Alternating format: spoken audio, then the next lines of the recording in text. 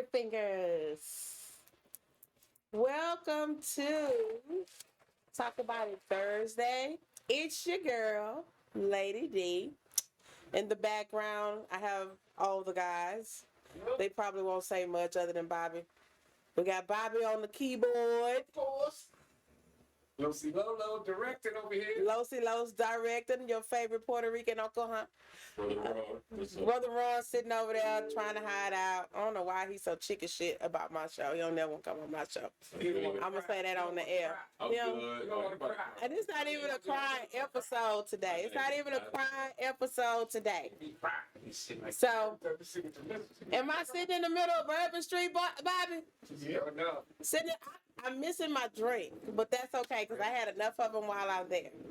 So, it is the first Thursday of the month. At least it will be by the time you watch this, it will be. It's actually the last day of the month of February when we're taping this on Tuesday. First Thursday of the month, coming out of Black History Month, going into the month of March. We got rodeo going on. Did y'all know that March is actually Social Worker Month, National Social Worker Month? So it's all about me for the next 30 days. About me. Thank you. King Kong ain't got nothing on me. Because I'm a social worker. You don't understand. I deal with more craziness before 9 a.m. than most people do all day. Yes, yes. So it's just me today. No guests, no one talking with me today. However, I wanted to talk about some reflections from my time back home. I went home to New Orleans. New Orleans is home. I went home for Mardi Gras, my annual sabbatical home is what it's like for me. To everybody else, it's a party. For me, it's a sabbatical back home. And there are some lessons from the parade route that I think that are valuable wellness tools that I would like to share with everyone else. And at some point, I'm actually going to call at least one of the ladies that went to Mardi Gras with me. So I hosted 4 of my friends who had never been to New Orleans for Mardi Gras. So I got to show them Mardi Gras my way, New Orleans my way. Mm-hmm. And it was fascinating to see it from their eyes. Seeing it from their eyes gave me a whole new appreciation of New Orleans as my home, of my heritage, of the culture. It actually just ignited in me a desire to go back home for sure. So let's start with Friday. So we get there Friday, and actually 2 of us got there Friday. The other person that went with me Friday is a good friend of mine she's been there every year. She's like a member of my family at this point. Like, they expect us to be there.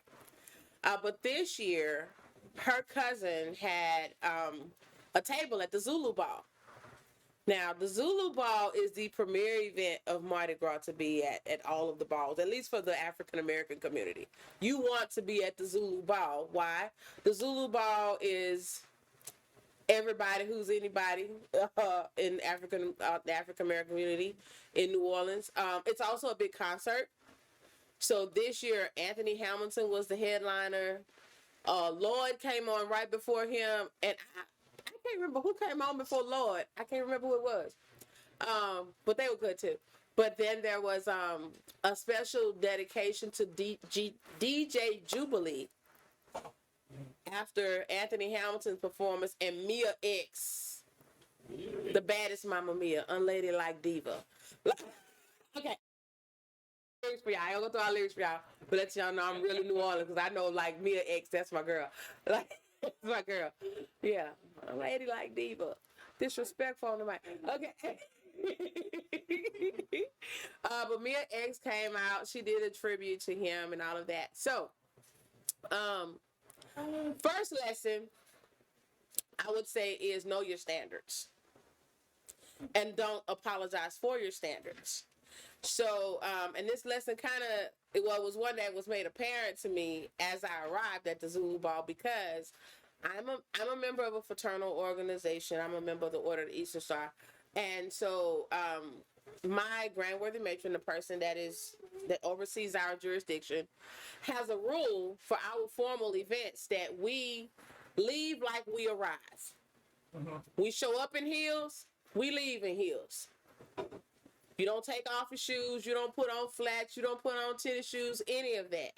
So I went to the Zulu Ball with that thought in mind. How I arrive is how I'm gonna leave. I'm not taking any extra shoes with me, any of that. And that it was cool to be able to sit back and watch others in their flats and their sandals and their tennis shoes with their formal wear.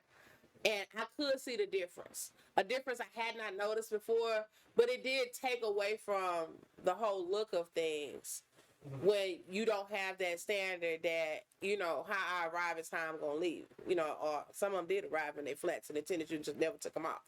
But unapologetically, I did not. The other thing is that I think that for ladies, and I don't want any men listening or watching or in the room to take offense to this part, but sometimes at this age in life, I'm 54. This is my 55th year of life. I'll be 55 in October. Look at you now.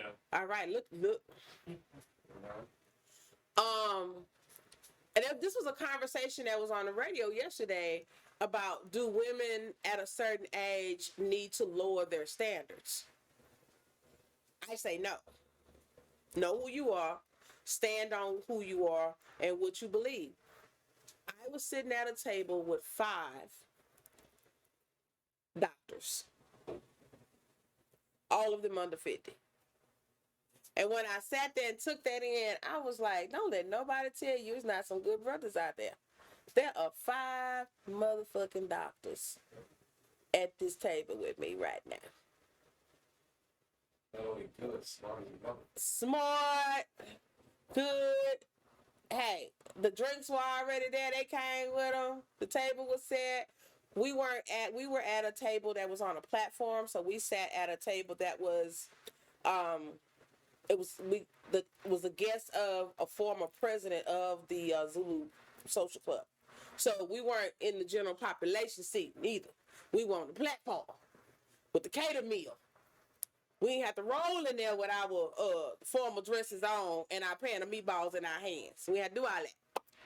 So that was first lesson. Know your standards and don't apologize for them. So that was Friday night. Saturday morning is my family and friends. We're all family. Everybody's family. Everybody in the world is your cousin. If you've been around each other long enough, you're cousin shit. So we have a block party that Saturday morning. So Saturday morning was red beans and coffee for breakfast. Red beans and coffee? Yeah, don't judge me. Red beans and rice and coffee. Oh, red beans and rice. Because I thought you said just red beans and coffee. I mean, the rice automatically come with it. You put red beans and rice and coffee. That was my breakfast that morning. And so we do this huge block party. And I mean, the food, like I said, it's like 10 o'clock in the morning. It's already crawfish and shrimp going. It's already ready, and there's barbecue ready, and there's pasta and red beans. It's a smorgasbord food and daiquiris. 10 o'clock in the morning, we already started. I think Saturday taught me that family is family. Because most of the people there were not my blood relatives. Actually, I could count my blood relatives on one hand at one point. My god sister was there, and then her 2 kids came later. But then that's on my maternal side. My cousin and my aunt on my paternal side showed up. Los gonna cough through my whole damn show. It won't stop smoking. It won't stop smoking. Oh yeah, you can. I got COVID. I ain't smoking. Oh hell. He said he got COVID, y'all. Pray for me. What I was saying. I'm sorry, y'all. So family is family.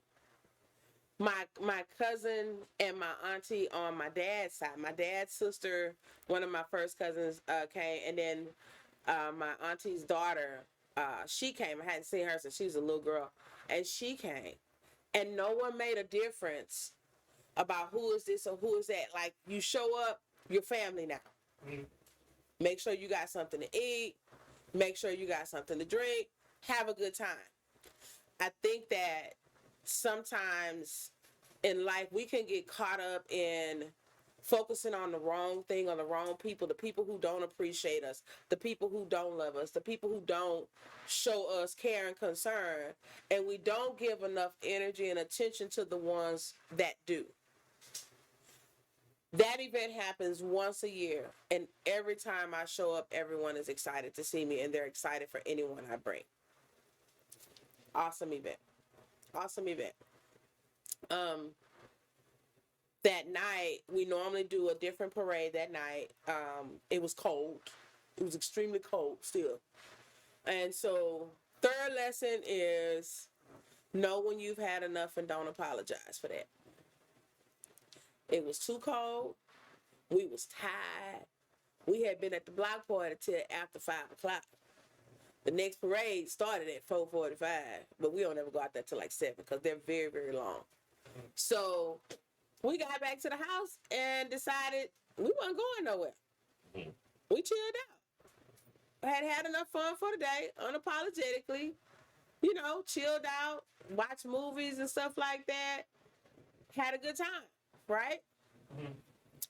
So the next morning we were supposed to go to church. Didn't go to church. Forgive me, Jesus, but I did watch something on TV. But that's when the other ladies showed up. Now, the other 3 ladies that showed up, because one showed up Saturday, her first time in New Orleans for Mardi Gras. The other 3 showed up the next day. 2 of them I graduated high school with. So I ended up with 3 girls that I graduated high school with there. All of us turned 55 within this year. So this is the year of us all turning 55. We doing it big. One of my friends that showed up, she ended up coming at the last minute. But she, 3-time cancer survivor, lost her only child a couple of years ago. And it was his birthday the week before Mardi Gras, so she had just, had her whole memorial for him. So when I got the phone call asking could she come, I was like, yeah, tell her come on. I figured she needed the break. The other one, the 2 of them were the one, Tanya. Miss Tanya, Ashley, Miss Puff passing herself. And then one of the other ladies who was there at the last taping, when it was her birthday, they all came Sunday. And so I'm going to call Tanya because I want you all to hear Tanya's take on Mardi Gras and everything that happened for her. Because it was her first time. That's what I was going to say. That's her first. She's from here. Yes. Never been over there. Yes. And so all of them, except for the person who I went down with on Friday, everyone else, it was their first Mardi Gras. Tanya? Yeah. Okay, I got her. Okay, so I'm going to put the phone by the speaker so you can hear. So, Tanya, I just got to the point in the conversation where you guys arrived on Sunday. And I was telling them that this was your first Mardi Gras, correct? Correct. Okay. So Sunday we get ready to go to the parade. The parade that night was Bacchus. And so I started having lessons with them about, not looking like a tourist. So first lesson was don't go out there looking like no damn tourist. Everybody don't have no big old purses and all this here stuff. But that wasn't the best lesson of the night, I don't think. Tanya, what was the best lesson of the night that night for you? I think when let's see, all of it was absolutely amazing. But however, the best part is when we were walking down the street and we was heading to the parade, and these young ladies, they were very, very intoxicated. 3 of the young ladies was ready to go, and one of them was not ready to go. So the lady say, "Are you seriously gonna leave your bitches? You don't go nowhere without your bitches." So in so many words, she was telling her exactly what you told us the rules were. You stick together. We come together. We stay together. You go in this direction, I'm going too. Right. We're not going to split up. But this young lady, she was ready to turn up. So that was the highlight of my life. Yes. My night when we was first arriving there. And then the second part was I didn't know the meaning of once they throw the beads and they fall on the ground, you're not supposed to pick them up. That's Yes. so Yes. So that the girls walking down the street was it was funny, but it was a really powerful message in that moment where the young lady is saying, I'm going to the parade. Her friends are like, no, there isn't another parade. She's like, yes, there is another parade. I'm going to the parade. And so as she's getting ready to go to the parade by herself, the other girl goes, really, Jay? Really? Make it make sense. And she said, I'm going. And the girl yells, but without your bitches though? And I'm just like, we looked at each other, was like, you know what? That's a rule right there. Never go anywhere without you don't separate from your bitches. No matter what, you stick together. We come together, you stick together. And so I think that's a lesson for life. It's like, know your tribe. And but you got to know your tribe and know who has your best interest at heart, because that's what her friends were trying to tell her. It's like, look, you need to stick with us. You put yourself in danger. And you're not familiar, because she evidently she was not, because she was too juiced up. And people recognize that you are that juiced up. That's how people come up missing. Yeah. That's how things happen to you. You don't even remember, because alcohol will affect your memory. It will make you forget how you done did some stuff. The next day you'll be questioning your own self, like, what happened? Right. So they were really still trying to have her back, even though she was being so hard-headed and so stubborn that she was going to the other parade no matter what. So I hope she listened to her bitches, because we don't know. We kept it moving. Yeah, we kept moving. We stuck together. All our bitches stayed in the same place. We stuck together. And then, so then there was the crowd panic moment where everybody started running. And I told everybody, I said, do not run, because we don't know what they running for. And there were tables out there, because everybody sets up. So for those who don't know, some parts of New Orleans, if you go as a tourist, all you're going to see is Bourbon Street, Canal Street. You don't really see where the locals set up at. Mm-hmm. And so we set up on St. Charles Avenue. Starting about that Friday evening, families start setting up their areas and holding their areas, and they camp out. Like, you have a designated person that stays out there with your stuff to make sure nobody steals it, which after a while is just kind of like tradition. Everybody knows out there. Most people don't bother the stuff. My aunt and cousins, they always rent a hotel room right across the street from the parade route, right along the parade route. So our stuff is out there. So there were tables already set up in anticipation of Tuesday. The tables were already set up Sunday night for Tuesday morning. And so I just told the lady, I said, look, stand here, hold the table, nobody move. And it was a hot minute, I think, Tanya, that the whole ruckus was going on. And the police officers were saying, it was nothing, but because they didn't know they had to respond. But, those who stayed in place did the right thing.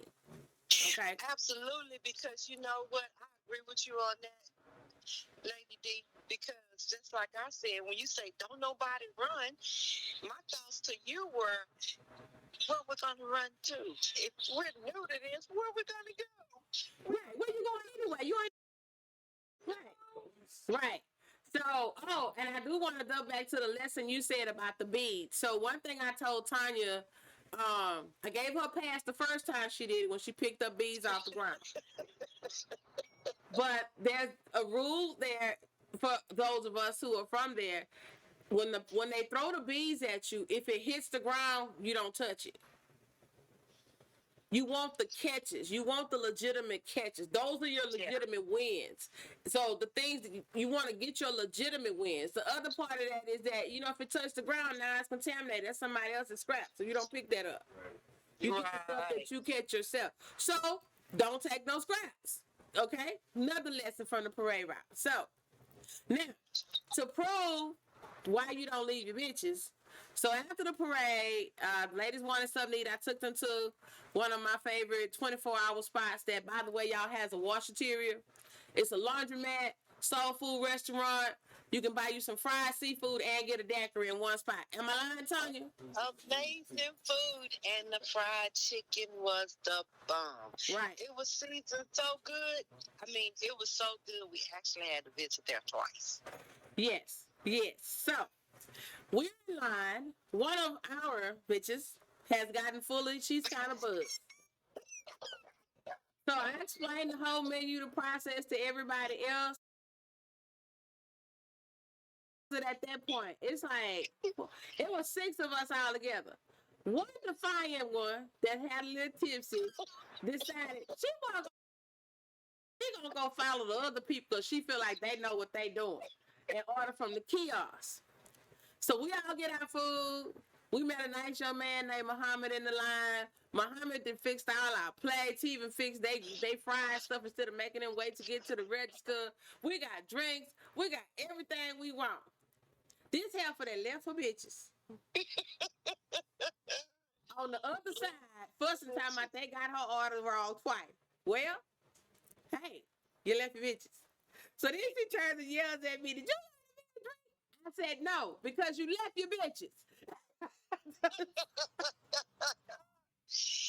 No, I can laugh about it now. But, you know, see what happened when you separate yourself from the safety of your tribe, okay?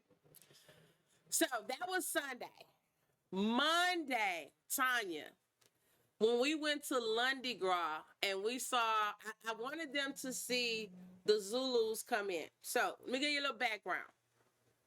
The Zulu Pleasure and Social Club. First of all, a lot of people see the blackface and they take it as something derogatory and negative. But you have to do your homework, do your history on understanding the Zulu tribe in Africa and how revered they are in Africa. Well, that's the Zulu and Social and Pleasure Club. Basically, pay homage to them. And to be a part of the Zulu Social and Pleasure Club, you're not any old body. You're probably lineage of some of the elite upper crust blacks of New Orleans. You're doing okay for yourself to be a part of the Zulu organization. So what I wanted them to see on Monday was to see the Zulus come in and the whole ceremony of how they are celebrated before their day on the parade route the next morning.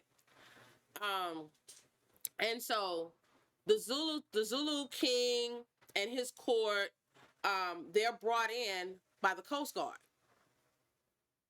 And as they're waiting for them to be brought in on the Coast Guard ship, there is the color guard stands there on the pier and waits for them. They have a band that's standing there waiting for them.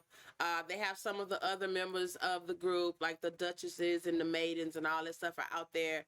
But then King Zulu, Queen Zulu, the court, and some of the other members, they arrive on a Coast Guard ship, a Coast Guard ferry. And the ferry brings them in.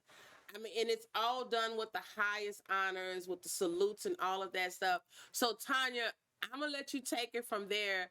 What was that like for you seeing that for the first time? That was, to me, it was breathtaking. It made, because you had a chance to stand there and actually watch the Coast Guard bring them in slowly.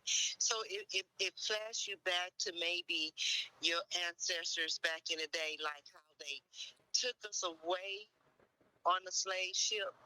These people actually had to bring us back in on a ferry. That was so touching to me because they gave them the utmost respect. The next day when we did come back home, I felt so good to be black.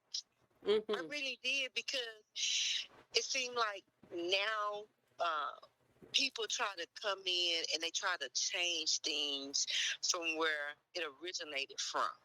Like they want you to think the Mardi Gras is just all about bees, but I learned some history when I went this time, and I was so at awe to see everybody dressed up and they take their time. When you looked at their costumes and everything, they really represented who they were. Really, I mean, they outfits were immaculate. This shows you that they took pride in what they were doing.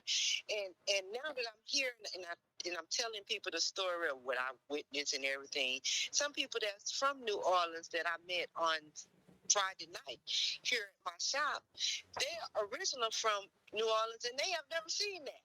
And he told me I actually seen some things that he have never seen, and he was born and raised there. Yeah. So to say all of that, it was so amazing to see that. I mean, how even the women were immaculate. Every float was immaculate. It's like you could tell these people took their time to do this. They didn't do this like overnight and fly down the street. I've never been to a parade that had that many parades before in my life. This was like an all-day function. I'm thinking this is going to be a couple of hours and that's it. We're done. This was like all day. Yes. Yes. And I mean, this is like a national holiday, and I was not expecting that. I didn't expect it to last that long. Yeah. And as you were talking about the pride of our history and the ancestors, it made me kind of emotional even sitting here, because you're right. Like, we always hear about our heritage and being of African heritage in such a negative light. And what the Zulus did that day, what they did in that moment, I think, because there was like a sea of black people out there just waiting on this ship to come in with these people on it. And, it was just so amazing. And I remember when the band started playing, when they came off, and the band played, and and I was explaining to you guys, I was like, the drums and the horns and everything there, it's like this ceremony almost of calling in the ancestors, and it got really emotional. And I remember Carol saying, "Oh my God, there's something happening in here, and I don't know what this is. There's something happening in here." And I was explaining to her, I said, "That's the release." The second line is not just about partying and dancing.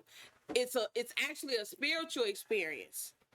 And so before they move any further, basically all of this music and the drumming and everything is getting everybody in that mindset of crossing over, of celebrate. And it is the most beautiful thing to see our heritage represented in that light with such reverence and respect. And I remember for Tracy, the thing that mesmerized Tracy is that King Rex, who is supposedly the king of carnival, which is basically, and so the Zulus are pretty much, I can say now, predominantly black, because they have been integrated a little bit now. There are a couple of Zulus who are actually white now. I saw one. Yeah. But King Rex, they're not integrated. I haven't seen anybody there. But I'm gonna get on that in a few minutes. Let me stay with the Zulus. Right. When I was standing there and because I was taking heed to everything. I was watching everything and everybody. When the band was sitting there and they were playing, and I was watching those guys. Those young men blew those horns so hard and had so much passion in it that everybody's lips were bruised. Yeah.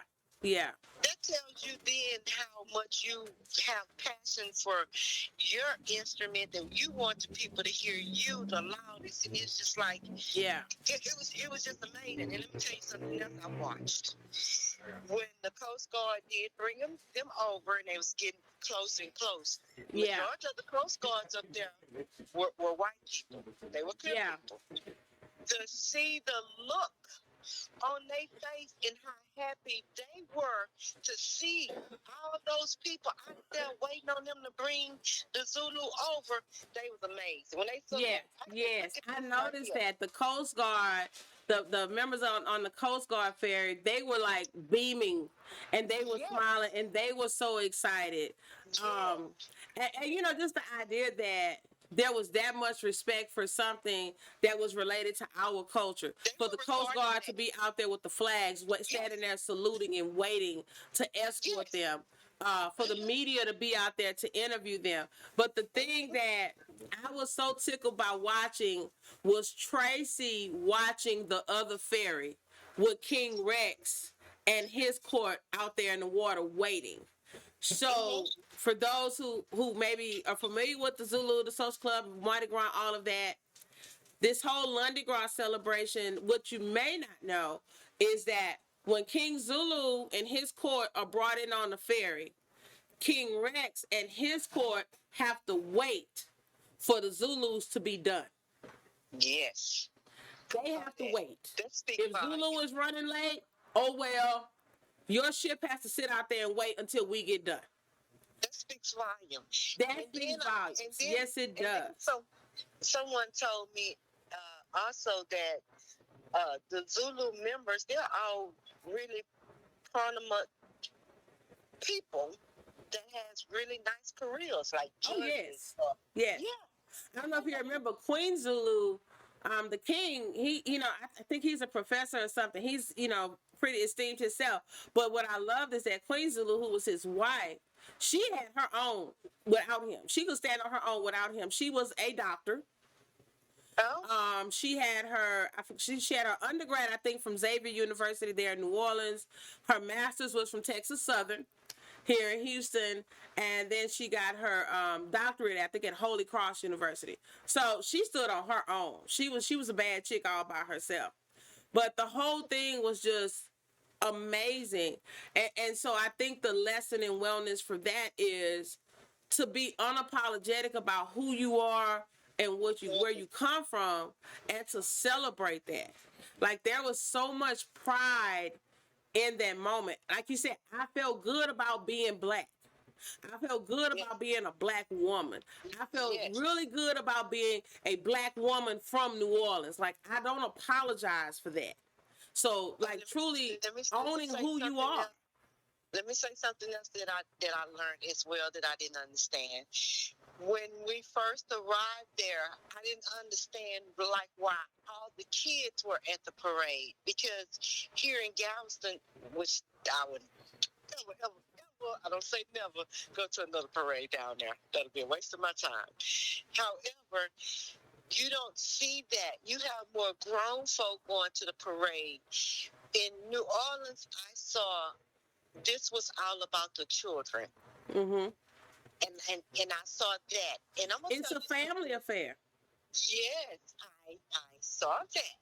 Yeah, Here, that's not so much like that. yeah. Also, what I was really truly amazed by, and that's really, really touching, and reminds me of back in our younger days when we were in junior high and elementary, the number of kids that's in the band.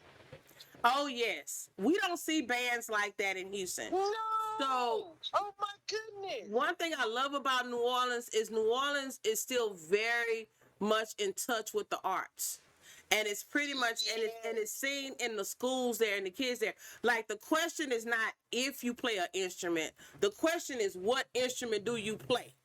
Oh yeah, because Because there you are musically inclined. You play an yeah. instrument. I started playing the clarinet in the 4th grade. Wow. Because in New Orleans, you play an instrument. Can you still play today? I have not touched the clarinet in so long, and every time I go home, I always think I need to pick up the clarinet again.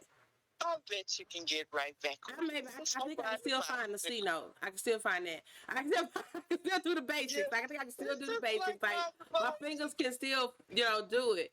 Yeah. But yes, Yeah. that was a big deal. That was a very big deal. I love that. just to see how each school had just a plethora of kids. I'm like, this is so amazing. All of these kids can play an instrument. Yeah. From the nitty bitty kids they was something walking, twirling, and not twirling one baton, two, one at the same time. Yes, yes, Come yes. on, come on, that takes practice and skills. Yes, yes, That means yes, you're yes. not sitting around watching TV, watching videos. You go into practice and you're twirling them batons because you got to get that. And you better not drop it. Right. And I didn't see anybody drop their baton out there on the route Not a either. one. I did not. Not a one. Not a So, one. Neither did I. Mardi Gras Day. Not a one. I loved it, and I cannot wait till next year. Oh, and let me tell you something else I really love. Love the outfits. Oh, those people got creative, baby, with some of those outfits. I'm gonna be ready next year. Oh, yes, ma'am. Yes, ma'am. For all those days, everybody's wearing purple, yellow, and green. All those days, yes, purple, yes. yellow, and green. Mardi Yes. Gras Day is such a celebration of life. It's Fat It is for Tuesday. You all- have all the fam. So I remember trying to explain to you all what Mardi Gras Day would be like with the tent set up and the grills and the fryers and everything else just set up there. That whole like block party family thing for miles. That's all you see. Well, the locals do it. We did not have a clue. Yeah. Yeah. It was we just. didn't envision what you were actually telling us. We actually had to see it for ourselves. Yes, yes. Like when we walked up and Tracy goes, well, they got barbecue pits and stuff. And I was like, these are our barbecue pits. But there was like all kinds of food out. Yeah. Yeah. And so it's this big family celebration picnic. of life. Yeah. Yeah. Yeah. Yeah. Yeah. And so I think that day, what it shows you is that, sometimes we can get caught up in a whole lot of separation, even amongst each other. But on Mardi Gras Day, even though there were different families with different tents, if you notice, everybody was family. Everybody was family. Tracy wanted to go to the front, and I jokingly called them her new cousins, but there was a family there. And when she said, it's my first time, they took her, put her in the front, made sure she was okay. I wanted to check on her. They kept saying, she gonna be all right. We gonna make sure she get everything. Yes, it was a great experience. I'm so honored that I was able to see it from y'all's eyes. And like I said, there was so much healing, I think, that came out of this trip. There were so many lessons that came out of it. I think the biggest one is to unapologetically live life to the fullest, celebrate it, know what to let go of. Like I said, the second line itself is all about the crossing over. For those who don't know the origin of that whole thing. So in a funeral, the first line is the mourner's line in a funeral. You come into a funeral, everybody goes through, they view the body, they're sad, they cry, and all of that. The second line, you celebrate the person's crossing over into their new life. So normally when you see a second line happening, there's a release of things that no longer serve, and there's a crossing over into the new. And so on Mardi Gras Day, it's like this huge culmination of that. It's this huge celebration. It's a whole lot of just letting go. People let go of their inhibitions. They let go of their biases. Like, everybody is family. It's all love. If you notice, there were no fights out there on Mardi Gras Day. There were no fights on Mardi Gras Day. It was beautiful. The police are smiling. It's not us against them. The police are a part of the crowd. They're smiling. They're laughing. They're interacting with people. It was just beautiful. And so at the end of Mardi, and there's a time for everything on Mardi Gras Day. Remember, the Zulus rolled. Everybody's up. Everybody's celebrating. King Rex rolls through. The adults sit down. The kids still play. It's time for the adults to get abreast, and then the kids, then we all stand up again during the trucks parade, because the parades roll all day. But that whole thing about celebrating life to the fullest, deciding on what you're going to let go of, Are we And gonna just run past that Rex group just like that? Enough. We need to talk about that. okay, we can talk about for a minute how the Rex group made you a little uncomfortable. The Rex group, I think the Rex whole little quickly floats Yeah, made every adult uncomfortable yeah, because really truly they were uh a wolf wearing sheep clothes, but in this particular day they were wide open in the daylight. yeah. They was like the devil in the daylight. They were the KKKs riding on the floats. And that's what a lot of people have felt that way. Now, I will say to their defense, they did cater to the kids and throwing the beads and stuff like that. They The did. beads were chick. But yeah, I've always been uncomfortable with their costumes. It was always kind of creepy because they wear the face mask and the Yes, cape. they It do. just it's too remnant, and I think that may be something for them to maybe consider looking at. Like, They really do. And I hope what that is the somebody's image that videoing gives it. off in some people's mind? You know, it kind of like takes us back to, I guess, as we talk about the ancestors, some of the trauma of the ancestors too.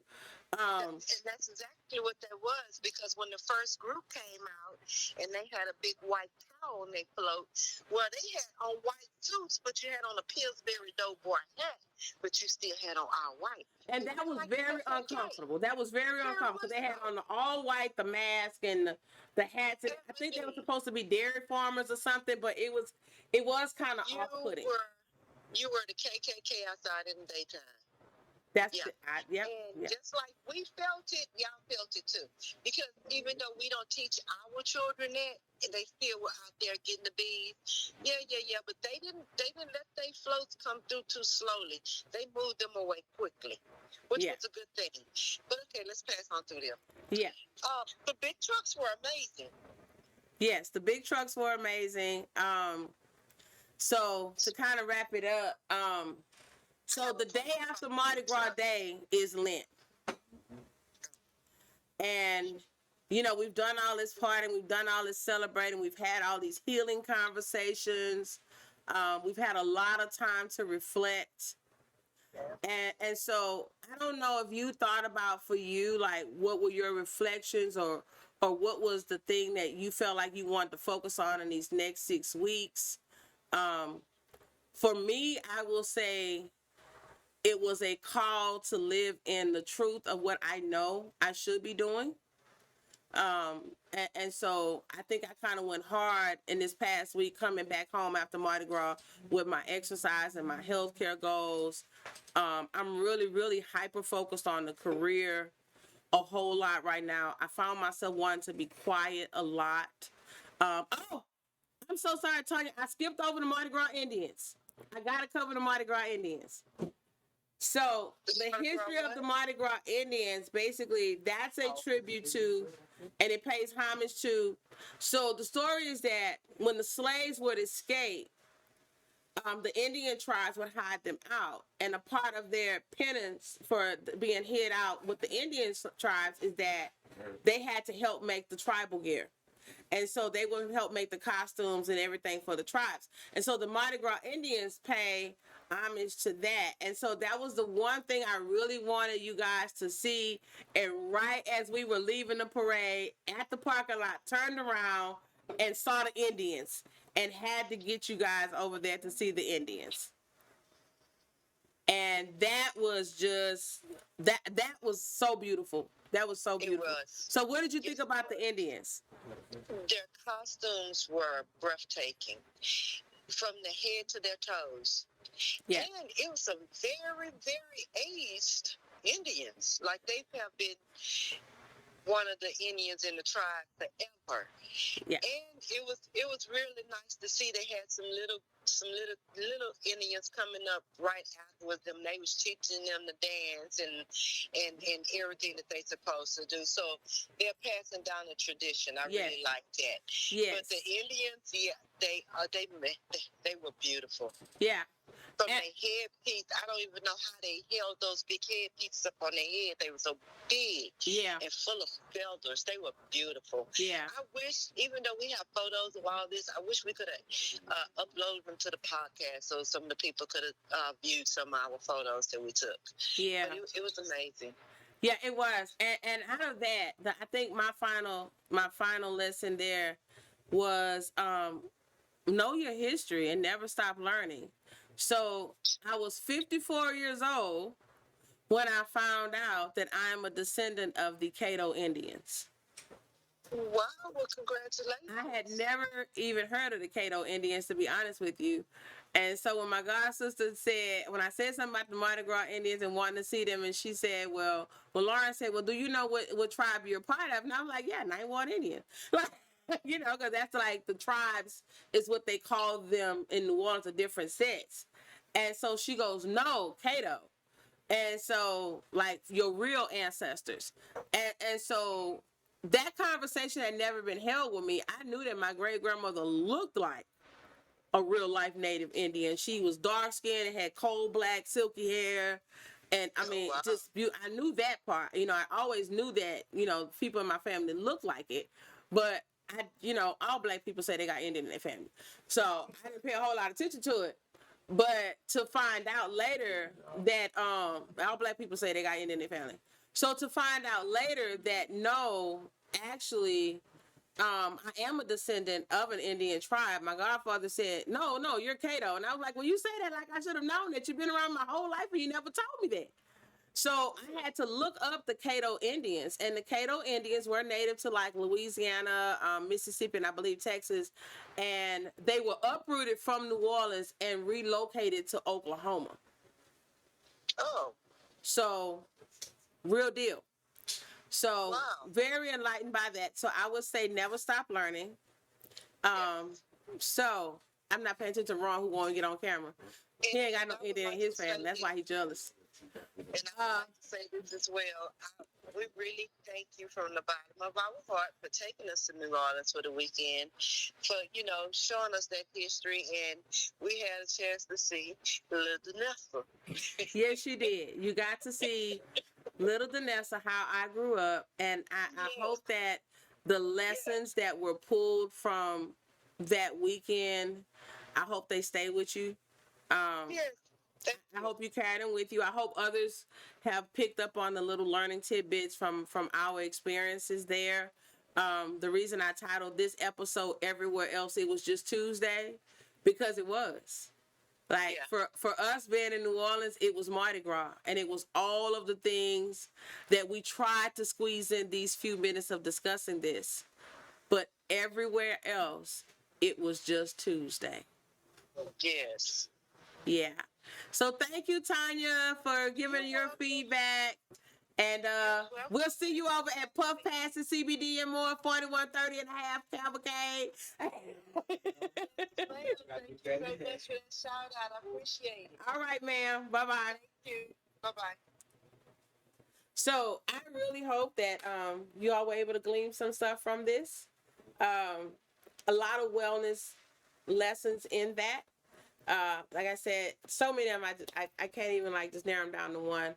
I think the biggest one was to be true to yourself, to who you are, to where you come from. Don't apologize for that. Live in truth every day. This has been Talk About It Thursday with your girl, Lady D. We are the Daily Smoke. You can check us out online at www.thedailysmoke.com. If you want to donate to this platform and support us bringing you more content, you can do that through Cash App at $TD Smoke. That's it. See you next month. Social Work Month. Peace.